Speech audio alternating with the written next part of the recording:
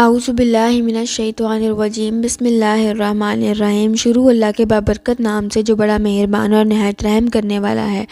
پیارے دوستوں، السلام علیکم۔ بیان کیا جاتا ہے کہ کسی گاؤں میں ایک صاحب کا اپنی بیوی سے جھگڑا ہو گیا۔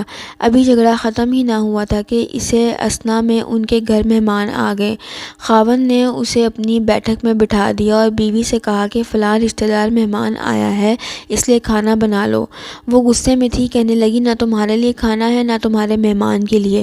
وہ بڑا پریشان ہوا کہ لڑائی تو ہماری اپنی ہے، اگر رشتہ دار کو اس بات کا پتہ چل گیا تو وہ خواہ خاندان میں بات ہوگی اور خواری الگ سے ہوگی، لہٰذا خاموشی سے آ کر مہمان کے پاس چپ چاپ بیٹھ گیا۔ اتنے میں اسے خیال آ گیا کہ چلو بیوی اگر روٹی نہیں پکاتی تو سامنے والے ہمسائے بہت ہی اچھے لوگ ہیں، میں انہیں ایک مہمان کا کھانا پکانے کے لیے کہہ دیتا ہوں۔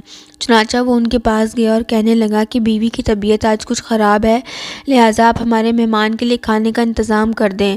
انہوں نے کہا ٹھیک ہے۔ وہ مطمئن ہو کر مہمان کے پاس آ کر بیٹھ گیا کہ مہمان کو کم از کم کھانا تو مل جائے گا جس سے میری عزت بھی بچ جائے گی۔ تھوڑی دیر کے بعد مہمان نے کہا کہ ذرا ٹھنڈا پانی تو لا دیجیے۔ وہ اٹھا کہ گھڑے کا ٹھنڈا پانی لاتا ہوں۔ اندر گیا تو دیکھتا ہے کہ بیوی تو زاروں قطار رو رہی ہے۔ وہ بڑا حیران ہوا اور کہنے لگا کیا بات ہے؟ اس نے پہلے سے بھی زیادہ رونا شروع کر دیا۔ کہنے لگی بس مجھے معاف کر دیں۔ اس کے خاوند نے کہا کہ بتاؤ تو صحیح، آخر تمہارے رونے کی وجہ کیا ہے؟ تم ایسے کیوں رو رہی ہو؟ بیوی نے کہا کہ پہلے مجھے معاف کر دیں، پھر میں آپ کو اپنی بات سناؤں گی۔ خیر، اس نے کہا کہ جو لڑائی جھگڑا ہوا میں نے وہ دل سے نکال دیا ہے اور تمہیں معاف کر دیا ہے۔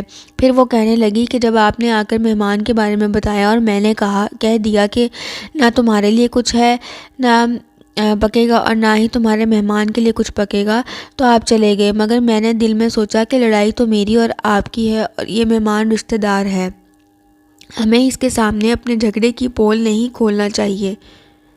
چنانچہ میں اٹھی کہ کھانا بناتی ہوں۔ جب میں باورچی خانے میں گئی تو میں نے دیکھا کہ جس بوری میں ہمارا آٹا پڑا ہوتا ہے ایک سفید لباس شخص اس بوری میں سے آٹا نکال رہا ہے۔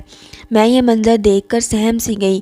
وہ مجھے کہنے لگا کہ اے خاتون پریشان نہ ہو، یہ تمہارے مہمان کا حصہ تھا جو تمہارے آٹے میں شامل تھا۔